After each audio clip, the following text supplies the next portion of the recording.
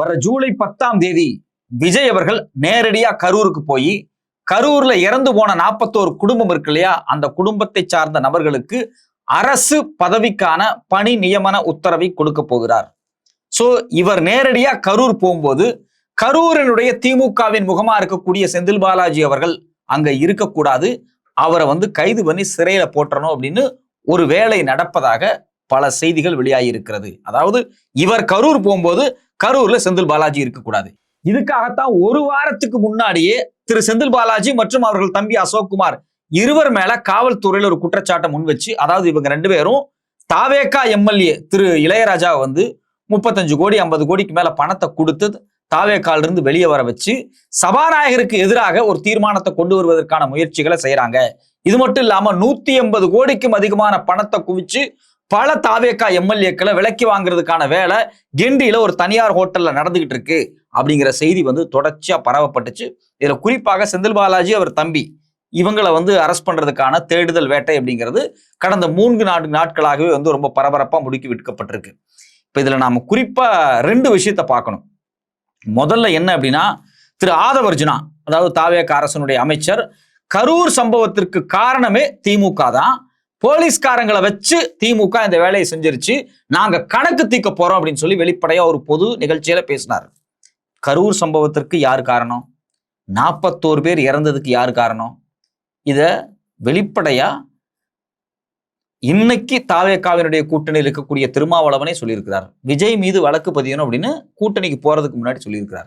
கம்யூனிஸ்டுகள் கண்டிச்சிருக்கிறாங்க, மற்ற எல்லா கட்சியுமே கண்டிச்சிருக்கிறாங்க. கரூர் சம்பவத்திற்கு காரணம் யார் என்பது அன்னைக்கு பேசப்பட்டுச்சு. சரி, ஓகே, ரைட்டு. இன்னைக்கு இதுல ஒரு ஒப்பீனியன், ஒரு நரேஷன் வைக்க முடியுமானா வைக்கக்கூடாது. ஏன்னா இப்ப இந்த வழக்கு உச்சநீதிமன்றத்தினுடைய பார்வையில் சிபிஐ விசாரித்து கொண்டிருக்கிறது. உச்சநீதிமன்றம் மானிட்டர் பண்ணி சிபிஐ இதை விசாரிச்சுக்கிட்டு இருக்கிறாங்க. இந்த நேரத்துல ஒரு முதலமைச்சரோ இல்ல ஒரு அமைச்சரோ இல்ல எதிர்கட்சி தலைவரோ யாருமே இந்த வழக்கு குறித்து ஒரு நரேஷன் செட் பண்ணக்கூடாது. நரேஷன் அப்படின்னா இத இவங்க தான் செஞ்சிருக்கிறாங்க அப்படின்னு உறுதிப்பட ஒரு முடிவை எழுதக்கூடாது. சட்டப்படி அது குற்றம், சட்டப்படி அது குற்றம். சோ அப்போ ஆதவர்ஜுனா அப்படிங்கிற ஒரு அமைச்சர், விஜய் அப்படிங்கிறவர் தமிழ்நாட்டோட முதலமைச்சர். விஜய் சட்டமன்றத்துல பேசுறாரு, கரூர்ல இறந்து போனவங்க மீது ஏன் மேல பழி போட்டீங்க அப்படின்னு அவர் பேசுறாரு. ஆதவர்ஜுனா இதுக்கு முன்னாடி என்ன சொல்றாரு? கரூர் சம்பவத்திற்கு நாங்க பழி தீர்க்காம விட மாட்டோம், கணக்கு பாக்கி இருக்கு அப்படிங்கிறாரு. கரூர்ல இறந்து போனது எங்க மக்கள் அப்படின்னு சொல்லி ஒரு பேட்டியில பேசுறாரு. நான் கேட்கிறேன், கரூர்ல இறந்து போனது உங்க மக்கள்னு சொல்றீங்கல்ல, தாவேகா ரசிகர்னு சொல்றீங்கல்ல, அவங்க இறந்து போனோன்னே அந்த இடத்தை விட்டு ஏன் ஓடி போனீங்க? 1 மாசம் நீங்க எல்லாருமே அப்ஸ்காண்டு தானே. விஜய் அவர்கள் 1 மாசம் வீட்டை விட்டு வெளியே வரல, ஆதவர்ஜுனா வீட்டை விட்டு வெளியே வரல, புஷி ஆனந்த் வீட்டை விட்டு வெளியே வரல, நிர்மல் வீட்டை விட்டு வெளியே வரல, ஜானவரேகசாமி வீட்டை விட்டு வெளியல, இன்னைக்கு பள்ளிக்கல்வித்துறை அமைச்சராக ராஜ்மோகன் வீட்டை விட்டு வெளியே வரல. நீங்க எல்லாரும் 1 மாத காலம் ஏன் ஓடி ஒளிந்தீர்கள்? உங்க மேல எந்த குற்றச்சாட்டு இல்லைல்ல, உங்க குடும்பத்தை சார்ந்தவங்க இறந்து போயிட்டாங்க நீங்க சொன்னீங்கல்ல, ஏன் ஓடி ஒளிஞ்சிங்கிற கேள்விக்கு இன்னைக்கு வரைக்கும் பதிலே இல்லை.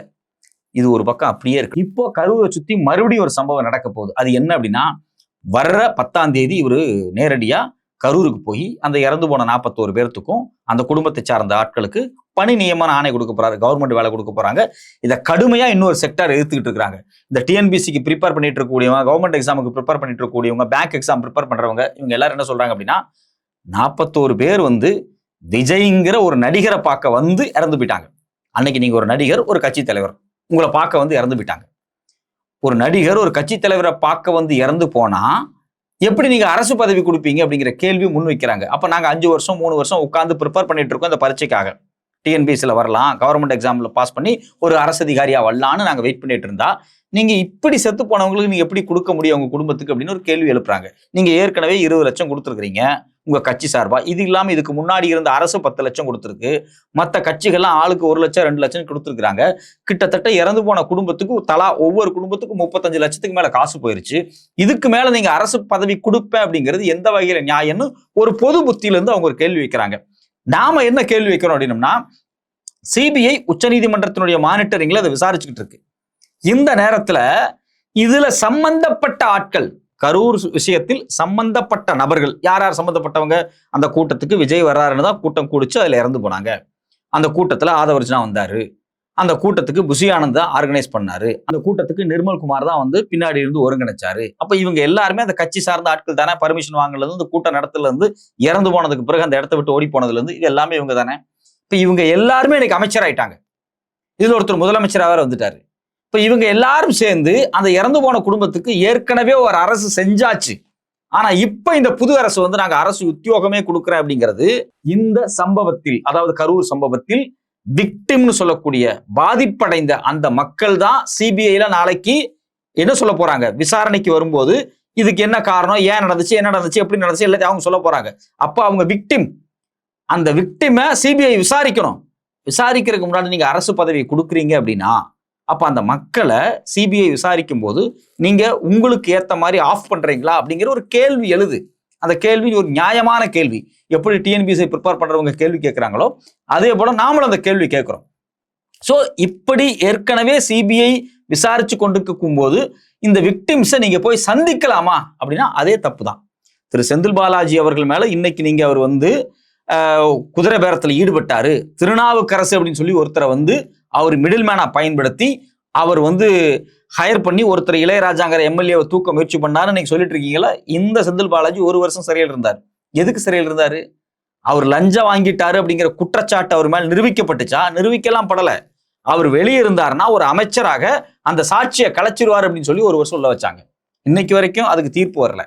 இப்ப நான் என்ன கேட்கிறேன், செந்தில் பாலாஜி அவர்களை சிறைக்கு வச்சீங்க, வெளியே இருந்தாருன்னா அவர் வந்து சாட்சியை கலைச்சிருவார் அப்படின்னு. இன்னைக்கு இத்தனை அமைச்சர்கள் வெளியே இருக்காங்களே. கரூர் சம்பவத்துல என்ன நடந்துச்சு அப்படின்னா, இந்த பாதிக்கப்பட்ட 41 குடும்பம், அது இல்லாம அதுல நேரடியா அடிபட்ட 192 குடும்பம், அங்க இருக்கக்கூடிய மக்கள் இருக்காங்க இல்லையா, இவங்களை இந்த அமைச்சர்கள் முதலமைச்சர்கள் ஏன் சாட்சியை கலைக்க மாட்டாங்க? இங்க நடக்கக்கூடிய சம்பவமே சாட்சியை கலைக்கிற மாதிரி தான் இருக்கு. அவங்க போய் அரசு வேலை கொடுக்க போறாங்க. அதே ஒரு விதமான கன்வீனியன்ஸ் தான். சோ அப்போ ஏன் செந்தில் பாலாஜிக்கு பொருந்தது ஆதவர்ஜுனாவுக்கு பொருந்தல? நாம ஏன் குறிப்பா ஆதவர்ஜுனா அப்படின்னு சொல்றோம்னா, அவர் தான் சொல்றாரு கணக்கு தீர்க்க வேண்டியது இருக்கு, இது திமுக சதி, காவல்துறையை வச்சு கொண்டுட்டாங்க அப்படிங்கிறாங்க. தமிழ்நாடுனுடைய டிஜிபி பார்த்து நான் வெளிப்படையா கேட்கிறேன், உங்க தலைமையில் இருக்கக்கூடிய ஒரு துறை இதுக்கு முன்னாடி இருந்த அரசு கொலை செய்வதற்கு பயன்படுத்தப்பட்டிருக்கிறது என்று ஒரு அமைச்சர் சொல்லுகிறார். இதை நீங்கள் ஏற்றுக்கொள்கிறீர்களா? இதை நீங்க ஏத்துக்கலன்னா ஸ்டேட்மெண்ட் வெளியிடுங்க. நான் ஒரு டைரக்டர் ஜெனரல் ஆஃப் போலீஸ், எப்படி என்னுடைய துறையில் இருக்கக்கூடிய சக அதிகாரிகள் ஒன்று சேர்ந்து அரசுக்காக மக்களை கொலை செய்தார் என்று நீங்க சொல்லுகிறீர்கள், எதன் அடிப்படையில் நீங்கள் சொல்லுகிறீர்கள் அப்படின்னு நீங்க வெளிப்படையா ஒரு சம்மன் கூட கொடுங்க அமைச்சருக்கு. அதுல என்ன தப்பு இருக்கு? அவரும் மக்கள் தான், நீங்களும் மக்கள் தான், நீங்களும் அதிகாரி தான், அவரும் அதிகாரி தான். செத்து போனவன் தமிழன், நானும் ஒரு தமிழன். நான் வெளிப்படையா உங்கள்கிட்ட கேட்கிறேன், ஏன் என் மக்கள் செத்து இருக்காங்க, நானும் அந்த ஊருக்காரன் தான், எங்க மக்கள் செத்து இருக்கிறாங்க, செத்து போன மக்களுக்கு நியாயம் கிடைக்கணும், காவல்துறை தான் கொண்டுருச்சுன்னு சொல்றாரு, கூப்பிட்டு அவரை உட்கார வச்சு விசாரிக்கலாமே, எதன் அடிப்படையில் நீங்க சொன்னீங்க அப்படின்னு. இல்ல சிபிஐ என்ன பண்ணிருக்கணும்? சிபிஐ தானே விசாரிச்சுக்கிட்டு இருக்கு. அவங்க என்ன பண்ணிருக்கணும்? சிபிஐ விசாரிச்சுக்கிட்டு இருக்கும்போது நீ காவல்துறை கொண்டுருச்சுன்னு சொல்றிய, உனங்கிட்டங்க ஆதாரம் இருக்கு, ஆதாரத்தை கூட அப்படின்னு டெல்லியில இருந்து ஒரு குரூப் கிளம்பி வரணுமா வேண்டாமா? சிபிஐ அதிகாரிகள் டெல்லியில இருந்து வரலாம், தமிழ்நாட்டிலேயே பிரான்ச்சஸ் இருக்கு சிபிஐயோடது. நேரடியா சார் நீங்க தானே சொன்னீங்க, எதன் அடிப்படையில் சொன்னீங்க சொல்லுங்க, சொன்னீங்களா இல்லையா? போலீஸ் தான் கொண்டுருச்சு அப்படின்னு, திமுக தான் அந்த போலீஸை வச்சு கொண்டுருச்சுன்னு சொன்னீங்களே, சொல்லுங்க எதன் அடிப்படையில் சொன்னீங்க, ஆதாரத்தை கொடுங்க. கொடுத்தீங்கன்னா அது உண்மையா இருந்தா நம்ம திமுக காரங்களே கைது பண்ணுவோம், கொடுங்க அப்படின்னு கேட்கணுமா இல்லையா? டிஜிபியும் கேட்கல, சிபிஐயும் கேட்கல, யாருமே கேட்கல.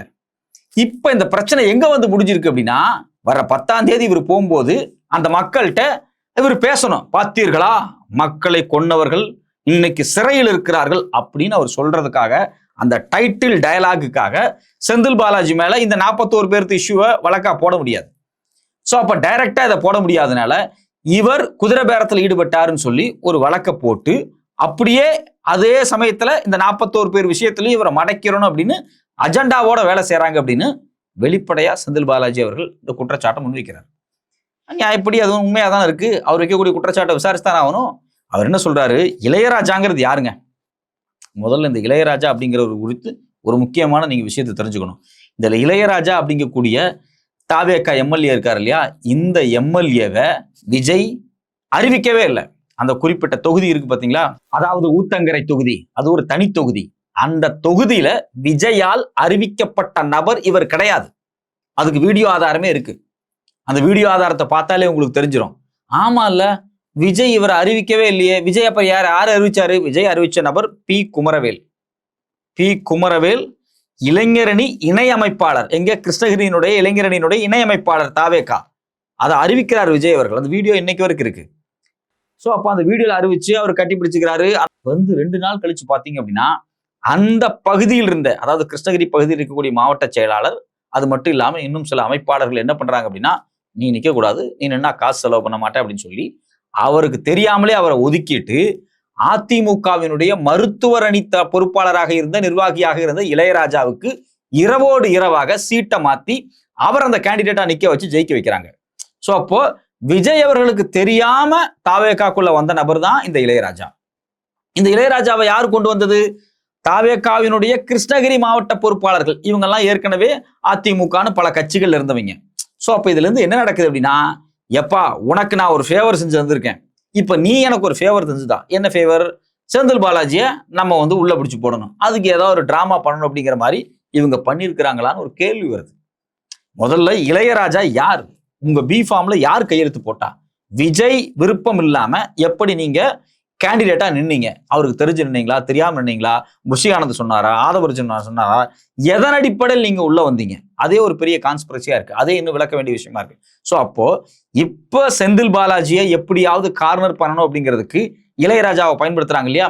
இந்த இளையராஜா முதல்ல தாவேகாக்குள்ள எப்படி வந்தாருன்னு விசாரிச்சாலே ஏன் இந்த வழக்கு இப்ப வரைக்கும் நடந்துகிட்டு இருக்கு, இதுக்கு பின்னாடி என்ன அஜெண்டா இருக்கு அப்படிங்கிறது நமக்கே புரியும்.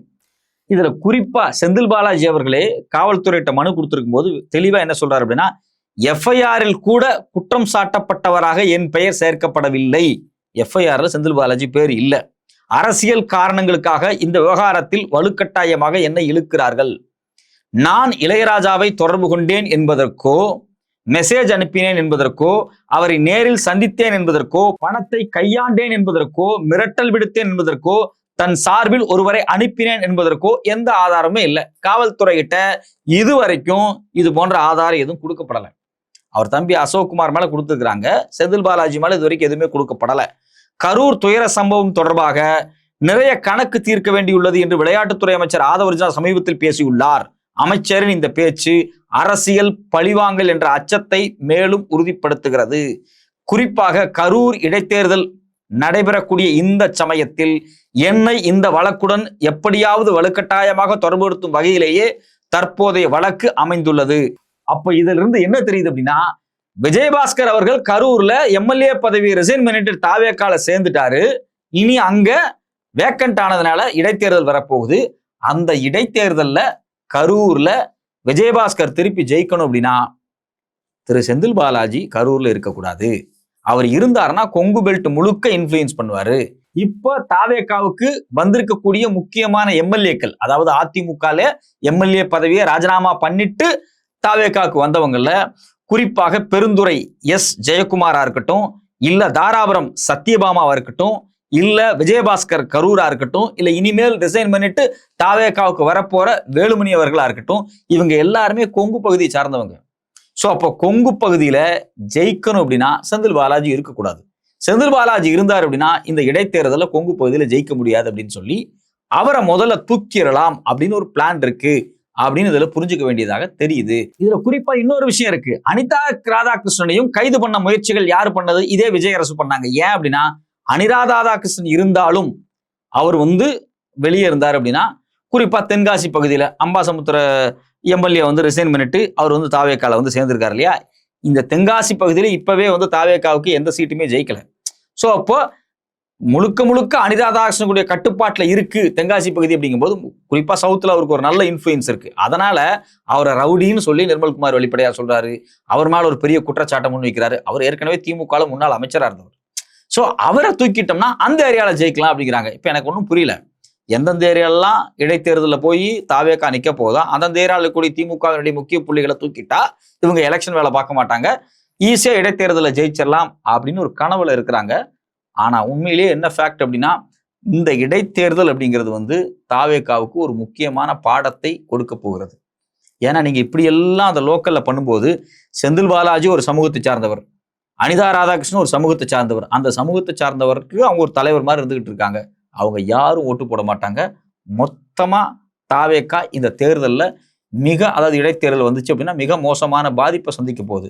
இந்த பின் விளைவுகளை கூட தெரியாம 41 பேர் கரூர் சம்பவத்தை மையமா வச்சு செந்தில் பாலாஜி அவர்களை எப்படியாவது உள்ள வைக்கணும். அதாவது 41 பேர் பிரச்சனையோ இல்லையோ, நீங்க இந்த குதிரை பேரத்தில் ஈடுபட்டார்னு சொல்லி உள்ள வச்சுட்டு அந்த ஜூலை 10ஆம் தேதி போய் கரூர்ல பேசும்போது பாத்தீங்களா 41 பேர் இறந்ததுக்காக பழி தீர்க்கப்பட்டுருச்சு அப்படின்னு ஒரு டயலாக் வர்றதுக்காக இந்த வேலையெல்லாம் நீங்க பண்றீங்க. இந்த இடைத்தேர்தல் வேலை, இந்த கரூர் வேலை, இது எல்லாமே மக்கள் பார்த்துக்கிட்டு இருக்காங்க. நீங்க உங்களுக்கு ஒரு ஆட்சி அதிகாரத்தை மக்கள் கொடுத்துருக்குறாங்க. அதை நேர்மையா அணுகாம அரசியல் லாப நட்ட கணக்குகளை மையமாக வைத்து நீங்கள் செயல்பட்டீர்கள் என்றால் திமுகவை எப்படி தோக்கடிச்சாங்களோ அதே போல உங்களையும் தோக்கடிப்பார்கள். தயவு செய்து ஒரு நல்ல ஆட்சியை கொடுக்க முயற்சி செய்யுங்கள். நீங்களும் அரசியல் பண்ணுவதை நிறுத்துங்கள்.